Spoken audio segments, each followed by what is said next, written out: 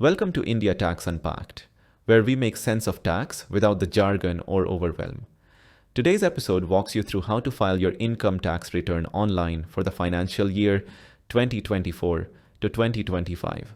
Whether you're a salaried employee, freelancer, or run a small business, this guide is for you. By the end of this video, you'll know exactly how to file your ITR online using the official government portal.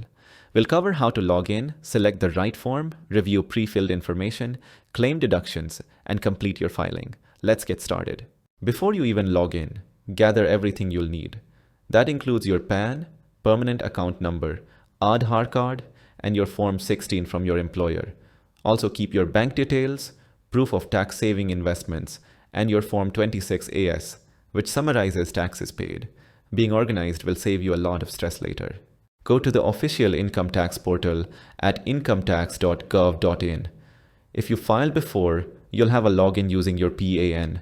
If not, registration is easy and takes just a few minutes. Make sure your Aadhaar is linked. It's required for electronic verification later on. Once you're logged in, go to the e-file menu and choose Income Tax Return. Select the assessment year as 2025-26. If you're a salaried employee with no business income, you'll likely use ITR 1, also known as Sahaj. Freelancers and those with capital gains may need to use ITR 2 or ITR 3. The portal will help guide you. Most of your income details will be auto-filled, thanks to data from employers and banks. But don't rely on it blindly. Cross-check your salary against Form 16 and confirm any interest or income from your bank statements. You can also refer to Form 26AS or Annual Information Statement for tax credits and TDS. Now it's time to claim your tax-saving deductions. Section 80C covers things like Public Provident Fund, PPF, Employee Provident Fund, EPF, ELSS, mutual funds, and life insurance.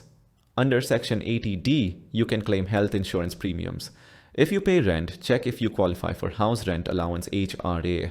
Always keep proof in case the tax department asks for it later. Review everything carefully.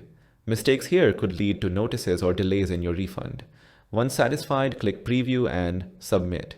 You'll then need to verify, which confirms your identity.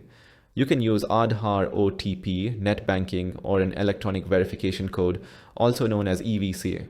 Once submitted, download the ITRV acknowledgement form as proof. If you e-verified, you're all done. If not, you must print and sign the ITRV and send it by post to the Centralized Processing Center in Bengaluru within 30 days of filing. Missing this step can invalidate your return. And that's it! You filed your ITR online. If you followed along, give yourself a pat on the back. In our next video, we'll help you decide between the old and new tax regimes so you can maximize savings. Be sure to subscribe and hit the bell so you don't miss it.